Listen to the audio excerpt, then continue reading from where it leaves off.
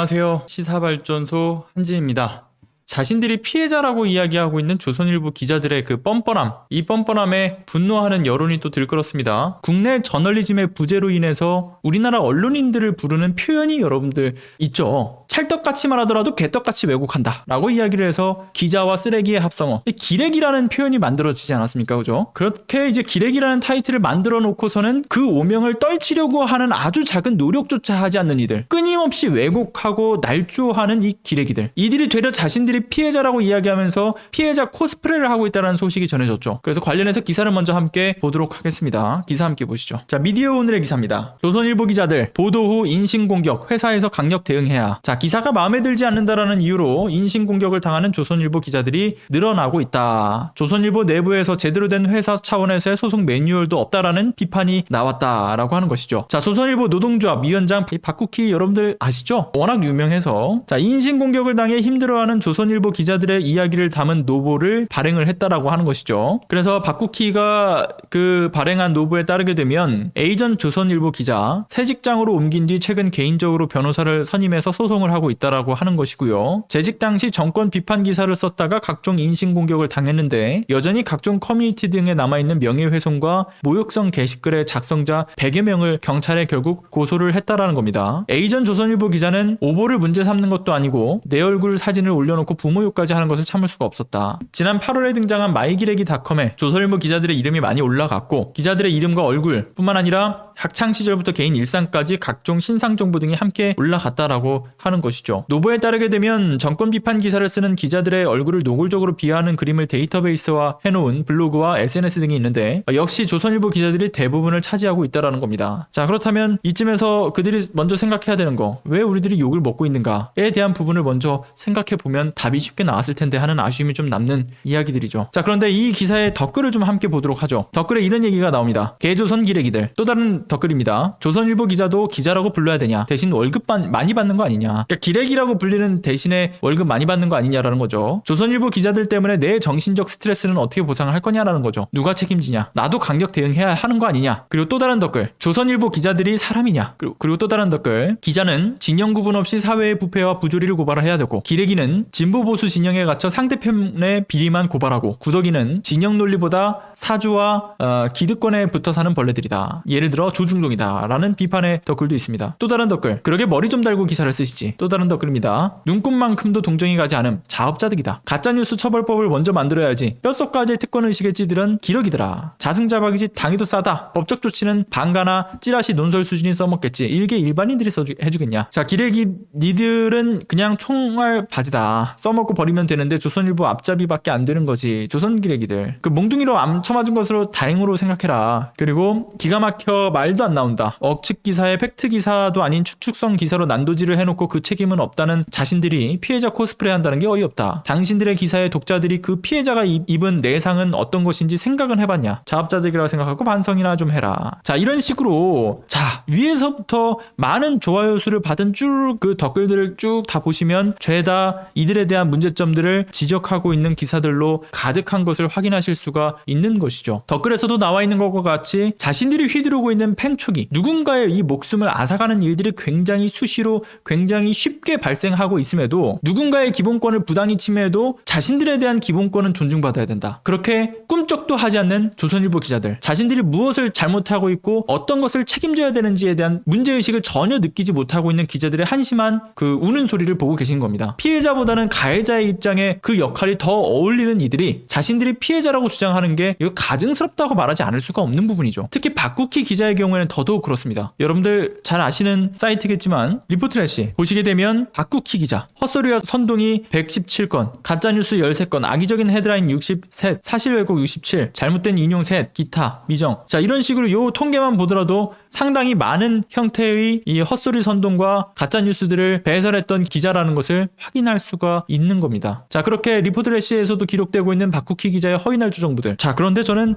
이 박국희라는 인물, 특히 박국희의 보도에서 가장 먼저 떠오르는 기사가 있었다면 지난해 4월 8일자 기사가 제일 먼저 떠올라요. 제일 먼저 떠오릅니다. 이 박국희 기자가 어떤 기자인지 여러분들이 박국희 기자가 썼던 그 배설된 여러 보도들 중에서 여러분들이 떠오르시는 뭐 기사가 각각이 다르겠지만 저는 이 기사가 가장 먼저 떠오르더라고요. 여러분들도 기억나시는 기사일 겁니다. 이 기사 기억하십니까? 대검 간부 윤석열 측근 감찰하겠다 문자 통보, 검찰 안팎 사실상 총장에 항명한다. 박국희 기자가 2020년 4월 8일 언제냐 새벽 3시 32분에 작성을 했던 기사입니다. 몇 번이고 말씀을 드렸던 이야기인데요. 판사 출신인 한동수 감찰본부장이 한동훈에 대한 감찰을 하겠다라고 그때 당시 윤석열 검찰총장에게 문자로 보고를 합니다. 네, 감찰을 진행하겠습니다 라고 했는데, 이거는 이제 감찰 규정상 감찰이 독립적 권한을 보호받고 있기 때문에 이 한동수 감찰본부장 같은 경우는 내가 감찰하겠습니다, 그리고 감찰 끝났어요, 이렇게 됐습니다 라는 어떤 개시 전과 개시 후에 이제 결과에 대한 보고만 검찰총장에게 하면 되는 겁니다. 그런데 한동수 감찰본부장은 말 그대로 감찰 규정에 따라서 절차를 진행했죠. 보고를 했습니다. 그런데 윤석열 당시 검찰총장이 했던 말이 뭐였냐면, 아이고 우리가 좀 기다려보자, 언론 보도 내용을 조금 더 살피다가 그 이후에 판단을 해도 늦지가 않는다, 이런 말을 하면서 감찰을 하지 말라는 취지로 한동수 감찰본부장에게 답을 했었죠. 자, 그런데 한동수 감찰본부장 이런 되도 않는 소리에 답장을 안 했어요. 안 하니까 불안에 떨었던 윤석열 당시 검찰총장, 그 자신과 한동수 감찰본부장 둘이서만 나눴던 1대1 그 문자 내용 있죠. 그 문자 내용을 어디로 흘리냐, 바로 보신 바와 같이 조선일보로 바로 흘려버렸죠. 그 다음날 두 사람만이 알고 있을 문자 내용이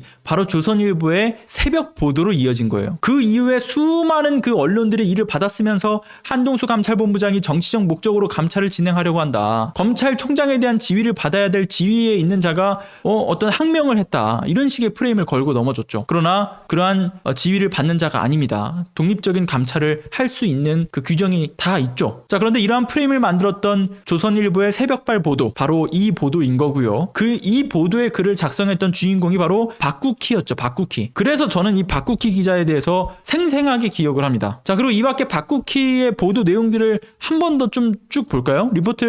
리포트래시에서 여러분들 보시면 기가 차는 내용들 정말 상당합니다. 보시면은 조국 세력이 집요한 윤석열을 몰이를 하고 있다, 이런 내용의 기사도 썼던 인물이고요. 그리고 또 윤석열 총장의 반격이 시작됐다, 그리고 그 최강욱 대표가 채널A 기자 녹취록 의도적 창작했나, 그리고 친여 브로커 이런 제목의 내용도 나오고요. 제가 아까 전에 보다가 체크는 안 해놨는데 보시면 여러분들이 딱 봐도 아실 겁니다. 논문 제1저자 조국달 기여한 것 없다, 공동저자 첫 증언, 작전의 냄새가 진동한다라는 식으로 하면서 이런 얘기도 있고요. 그리고 여기 현직 검사들 공개 비판을 했다, 추미애 수사지휘권 불공적 편파적이다라는 내용. 이런, 여러분들 제가 굳이 다 읽어드리지는 않겠지만요, 꼭 리포트래시에서 한번 보십시오. 그러면 다 이런 내용들의 편향된 기사들이 가득합니다. 가득해요. 누가 봐도 친윤 언론인 그 형태로 보도를 상당히 편향된 기사로 써내려갔던 내용들을 곳곳에서 확인할 수 있습니다. 페이지를 넘길 때마다 계속되는 편향된 기사들이 정말 가득해요. 특히나 조국 전 장관과 조국 전 장관 일가에 대해서 수많은 억측, 허위날조 정보들로 난도질했던 이들이 자신과 자신 가족에 대한 인신공격을 멈추라는 소리를 한다라고 한다면 여러분들은 그에 대해서 동의하실 수 있습니까? 자신들의 가해 행위에 대해서는 무시한 채로 자신들의 책임과 문제에 대해서 반성하기는커녕 내가 오히려 피해자다라는 피해자 코스프레를 하고 있는 이들, 전 절대 용서하지 못합니다. 저널리즘을 기반으로 해서 공정한 보도를 해야 되는 의무, 이것은 우리나라 언론 보도에서 사라진 지 오래지만 공적 보도의 양을 넘어서서 어떤 의도성을 갖고서 좀 전에 보신 것과 같은 이 박국희의 기사글들도 보면 진영 논리가 이미 깔려 있다는 생각이 드는 정파적 보도들, 이런 글을 써내려가는 사람들을 우리는 기레기라고 하는 겁니다. 이들의 행위에 대해서 이들은 책임을 질 필요가 있어요. 윤석열에 대해서 영웅시하고 문재인 정부와 집권 여당에 대해서 무능하다라는 프레임을 걸고 넘어지면서 무조건적인 정권 교체를 떠들고 있는 박국희를 비롯한 조선일보 기자들, 결국 이들이 원하는 것은 자신들의 입맛대로 함께할 거악 카르텔의 이 파트너들인 윤석열과 국힘을 통해서 정권 교체를 하는 일에 있다라고 보여질 정도입니다. 과거 조선일보 기자들이 자신들이 정권을 창출시킬 수도 있고 정권을 우리가 퇴출시킬 수도 있다, 이런 이야기 나왔던 거, 이거 단순한 풍문 아니죠. 그러한 자신만만한 소리를 떠들어댔다라는 것, 지금 행하고 있는 이들의 기사의 형태만 보더라도 충분히 이들이 이러한 자신감을 갖고 있다라는 것을 알 수가 있는 대목이기도 하죠. 이번에도 자신들이 대선 후보를 밀어줘서 대통령을 앉히려는 수작질인 겁니다. 그렇게 이들이 주장하고 있는 피해자 코스프레가 너무나 가증스럽다는 거죠. 그래서 예전에 말씀드렸던 그 라파엘 라시드라고 하는 영국인 프리랜서 기자가 우리나라 언론에 대해서 5가지 문제에 대해서 지적했던 거 그거 다시 한번 말씀을 드리면요. 그때도 그 5가지 문제점. 조선일보의 보도 행태에 맞아떨어지는 내용들이 너무나 많아요. 물론 이제 조선일보뿐만이 아니라 뭐 중앙일보나 동아일보 그 밖에 언론들도 크게 차이는 없습니다만 조선일보가 사실상 그 중에 가장 대표성을 띠고 있죠. 외국인이 바라본 우리나라 언론의 문제점. 첫 번째, 기사들의 팩트체크가 되어 있지 않다라는 지점을 지적을 해요. 그러니까 복사 붙여넣기 컨트롤 C 컨트롤 V 형태의 보도가 이루어지고 아님 말고식의 카드라식 그 보도의 형태로 그러니까 진실의 목적에 두지 않는 보도가 문제가 된다라는 지적을 하기도 했고요. 두 번째는 팩트를 너무 과대하게 부풀린다는 거예요. 예를 들면 이런 거죠. 기자들은 소위 이런 그 부풀려진 기사의 내용들을 뭐 예를 들어 고발을 당했을 때 이런 얘기를 합니다. 아 그거 수사학적 표현이에요 라고 이야기를 합니다. 그들이 흔히 써먹는 변명이에요. 그러니까 기사를 꾸며주기 위해서 덧붙여지는 수사학적 표현이라고 하는 건데 이 정말 말도 안 되는 수치 있지도 않는 표현들 다 갖다 붙이면서 이걸 다 그 수사학적 표현이라고 얘기를 합니다. 그렇게 수사학적 표현이라고 하는 명분으로서 표현들이 더 과장되죠. 더 확대되게 만듭니다. 그러한 보도들이 계속 이어지게 되죠. 그리고 세 번째, 앞서 말씀드렸던 복사 붙여넣기를 조금 디테일하게 얘기하면 최근에 이와 같은 일들이 있었죠. 과거 기사를 그대로 긁어다가 붙여넣고 기사화를 해가지고 마치 그것이 사실인 양 보도를 한 경우가 있었어요. 그래서 여러분들 기억하시겠지만 여러분들 기억하실 거예요. 이거 제가 얘기하면 이거 노딱 붙을까봐 참 얘기하기도 어려운데 자 읽진 않을게요. 자 팩트 체크라고 하면서 이게 땡땡 노무 이렇게 돼 있죠. 이게 중국 고사성어라는 이야기를 하는 부끄러운 한국 언론들에 대한 이야기가 지적된 바가 있었습니다. 조선일보 자회사인 IT조선 칼럼에서 이게 쌍욕처럼 보이지만 중국에서 전해져 내려오는 고사성어다라고 이야기를 해요. 그리고 교훈이다. 잘못된 이야기. 그냥 욕과 비속어를 한자로 표현한 뒤에 자기 마음대로 해석한 것이었는데 이것을 중국에 있지도 않은 가짜 고사성어를 마치 있었던 고사성어인 양 다뤘던 것이죠. 이것이 과거에 잘못된 기사 글을 보고서 이들이 그것을 복사해서 붙여넣기 하면서 적어도 정말 몇 년 전에 있었던 그 기사글을 팩트체크도 하지 않고 들고 와서 이것을 마치 진지하게 이거 진짜 있는 고사성어예요 라고 하는 식으로 보도가 되었다라는 사실이 최근에 드러나면서 이 정말 얼마나 많은 이들의 이 손발을 오그라들게 했습니까? 이 부끄러움은 왜 도대체 이 기사를 읽는 시민들의 몫인지 여러분들 기억하시죠? 그러니까 사실이 확인되지도 않았지만 선행되는 과거 기사를 통해서 그것이 사실로 확정된 것이다 라고 판단을 하고 보도를 내보내는 경우인 겁니다. 자 그리고 네 번째, 기사보다는 소설에 가깝다라는 지적점도 있는데 자 일반적으로 외신들의 경우에는 취재원들의 익명성을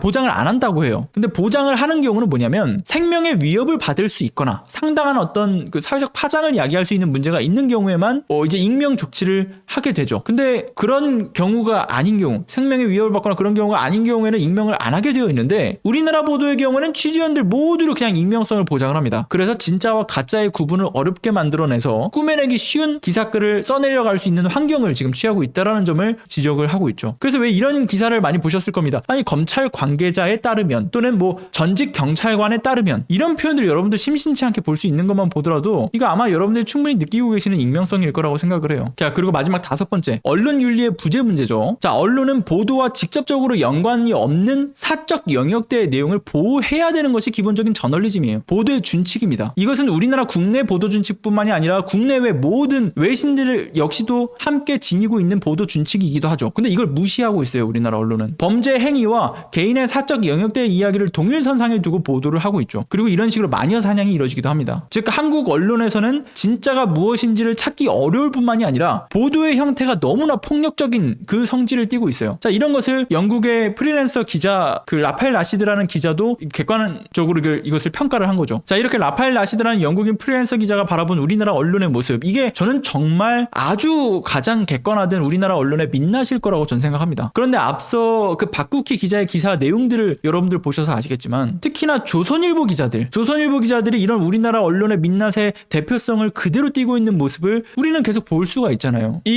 지금 우리나라 언론에게 가장 필요한 것은 다름 아닌 저널리즘이라는 사실에 여러분들도 공감하실 거라고 보고요. 이 언론이라는 명분 뒤에 숨어있는 가해자들이 자신들이 주는 피해는 아랑곳하지 않고 되려 자신들이 욕먹는 이유에 대해서 책임과 반성도 없이 야 나는 가해해도 돼 하지만 너희는 안 돼 라는 식으로 내로남불격의 모습을 보인다는 것은 다시 말씀드리지만 정말 가증스럽다라는 표현 말고는 더 이상의 할 말이 없게 만듭니다. 그러니 네티즌들도 아까 전에 그 댓글들을 쭉 보셔서 아시겠지만 동정이 가지 않는다라고 얘기하잖아요. 아니 그러게 처음부터 잘하지 그랬냐. 니들이 한 짓을 먼저 반성해야 되는 거 아니냐. 그들의 행위에 그러니까 그들이 그 행위 자신들의 책임과 의무에 대해서 반성하지 않는 모습에 오히려 많은 시민들이 분노를 하고 있죠. 오히려. 자 그런데 이런 기사를 좀 하나 보여드릴게요. 이거는 이제 미디어 오늘의 기사인데 우리는 뉴욕타임스를 얼마나 알고 있을까에 대한 기사인데요. 뭐 사실 이 기사에 본 내용과는 좀 다를 수 있겠지만 제가 좀 중요하게 봤던 포인트만 말씀드릴게요. 자 자, 뉴욕타임즈 170년. 자, 정당이나 정파 혹은 이해관계와 관계없이 어떠한 두려움이나 선호 없이 불편부당하게 뉴스를 전달하는 것. 모든 종류의 의견으로부터 지적인 논의를 하는 게 진지한 목표다. 확인을 거친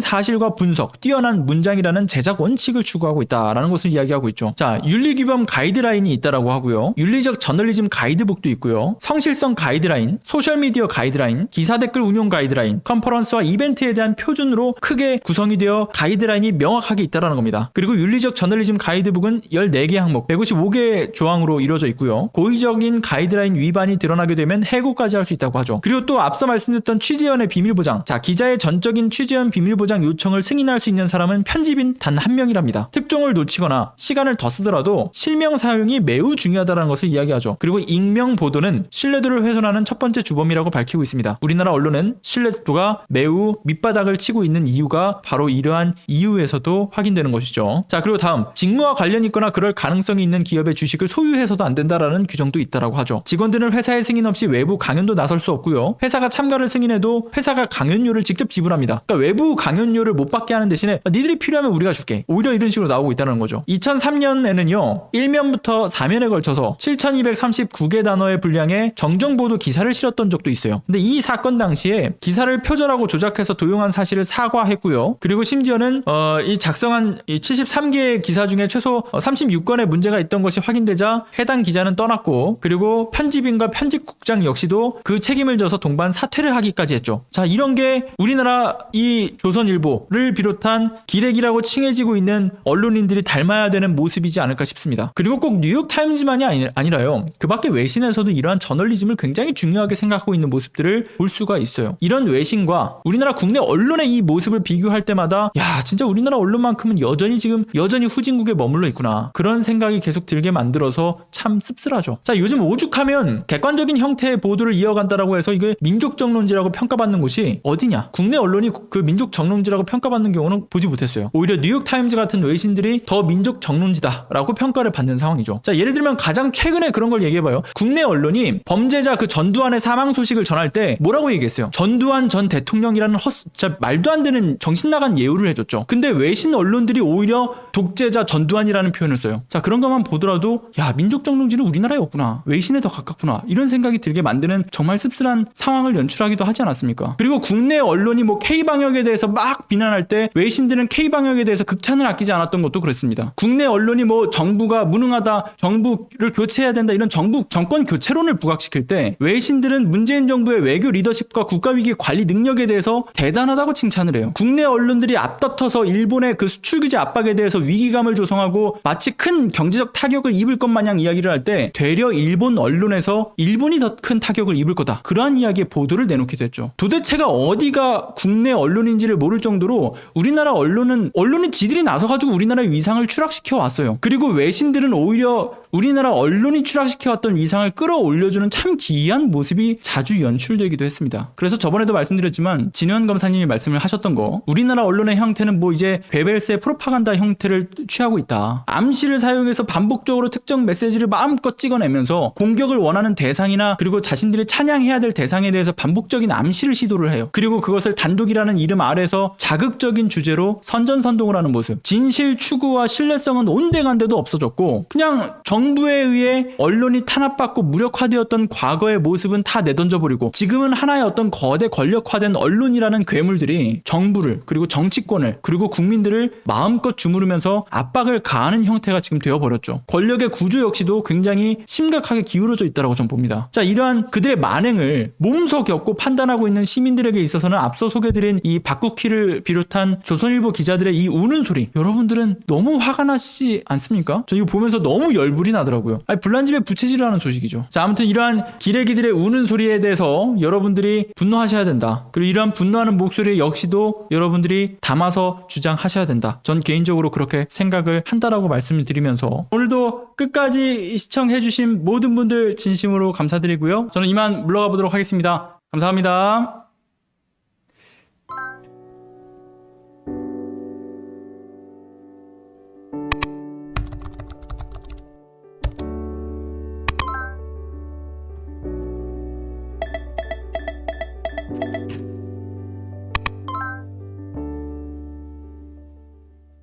안녕하세요. 시사발전소 소장 한지입니다. 시사발전소는 진실을 찾는 민주 언론으로서의 역할을 다하기 위해서 다양한 방법으로 활동을 이어나가고 있습니다.